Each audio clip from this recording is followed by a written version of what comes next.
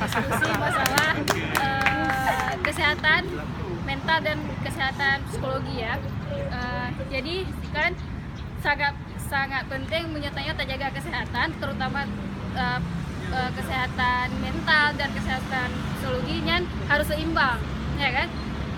Salah satu kesehatan mental fisik lebih jelas tayo harus terjaga dari segi makanan, abengan tengut bek tiga menjaga karena menjaga sering kekurangan, bisa jadi kekurangan darah, kekurangan HB, dan pun makanan harus kita jaga karena masa tayo tayo makanan yang berlemak, tayo bisa jut ke obesitas atau lebih berat badan.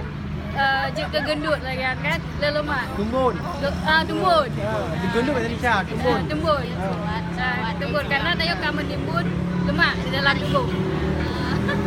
Jadi sebenarnya kesehatan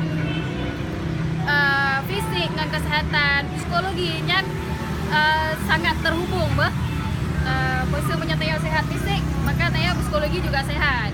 Menyatakan sehat psikologi, maka fisik tayo juga terlihat sehat lagi ya. Mungkin cumanya yang lo bicarakan tentang kesehatan. Terima kasih. Alhamdulillah, sama-sama.